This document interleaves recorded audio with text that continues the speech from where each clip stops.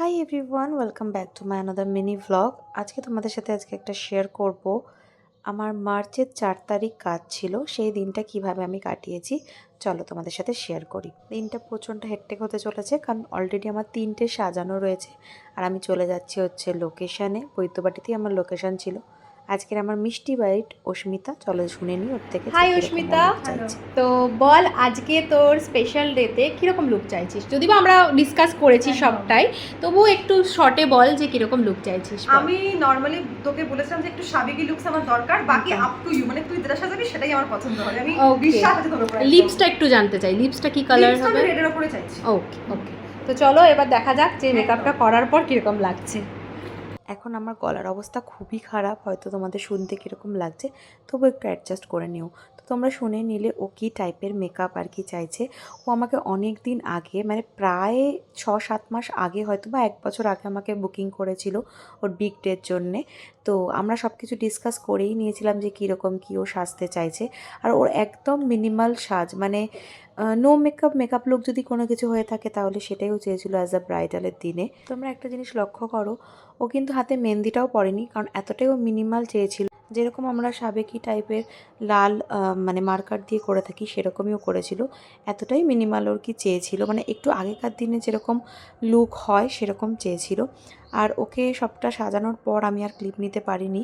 এরপরে আবার যখন জুয়েলারি পরাবো তখন দেখাবো। এখন আমি কাকিমার মেকআপ করছি, মানে অস্মিতার মায়ের।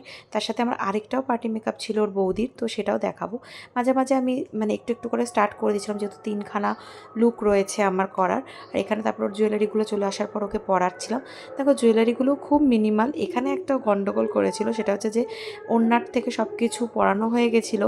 তারপরে ওর মনে পড়েছে যে ওর একটা চিক আছে, সাবেকি চিক, সেটা পরবে। ফার্স্টে তো বললাম যে এগুলো যখন পরানো হয়ে গেছে কী করে পরাবো, তখন ও বলছে তারা ছেড়ে দিয়ে পরাতে হবে না। বাট আমি বলেছি না, তাহলে সাবেকি লুকটা কিন্তু কমপ্লিট হচ্ছে না। ও একটু টেনশন করছিল, আমি চুপচাপ বস, আমি করে দিচ্ছি। একটু প্যানিক হচ্ছিলাম যে কোনো ব্যাপার না। দেখো যখন পরানো হয়ে গেছে তখন ও কতটা খুশি, বলছে পরানো হয়ে গেছে।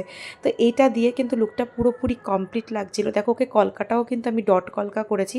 ও বলেছিল একদম মিনিমাল, যতটুকু না করার সেরকমভাবে করে দিতে। তো আমি সেরকমই করেছি। তোমরা জানাবে লুকটা কীরকম লাগছে। হেয়ার স্টাইলটাও ঠিক এই রকমই চেয়েছিল, একদম মানে ফোলানো কিচ্ছু নয়, নর্মাল হালকা যতটুকু ম্যানেজ করা যায় ততটুকুভাবেই করা হয়েছিল।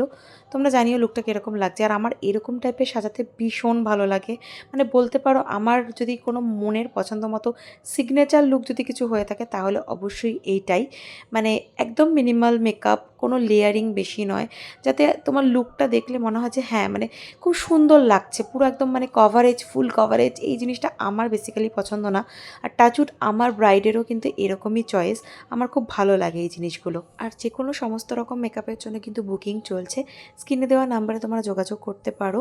আর তারপরে দেখো আমি স্টার্ট করে দিয়েছিলাম নেক্সট পার্টি মেকআপ। এটা সাজিয়ে কমপ্লিট করার পর তারপর আমি ওখান থেকে বেরিয়ে যাই, কারণ আমার এখানেই ইনভাইট ছিল, আমি এখানে এসেছিলাম। তারপর তো তোমরা জানাবে কোন লুকটা তোমাদের ভালো লাগলো। আর একটু ব্রাইডকে চলো দেখিয়ে দিই, তখনও ওখানে ফটোশ্যুট করছিল এবং গেস্ট অ্যাটেন্ড করছিল। তো চলো তার মধ্যে একটুখানি যেটুকু আমি ক্লিপ নিয়েছি। তো এইটা ছিল ওর ফুল লুক। ওর তো ভীষণ পছন্দ হয়েছে, তবুও আরেকবার ওর মুখেই শুনে নিই, যেহেতু আমি পরে ওখানে অ্যাটেন্ড করেছিলাম। তো সবাই আমাকে খুব তারিফ করেছিল লুকটা নিয়ে। তো চলো শোনা যাক ওর রিভিউটা। বল কিরকম লাগলো সাজ? দারুণ, ফাটাফাটি, মাইন্ড ব্লোয়িং। ভালো লেগেছে তো? হ্যাঁ ওকে, স্যাটিসফাইড? একদম। ওকে, আইসটা একটু ক্লোজ কর।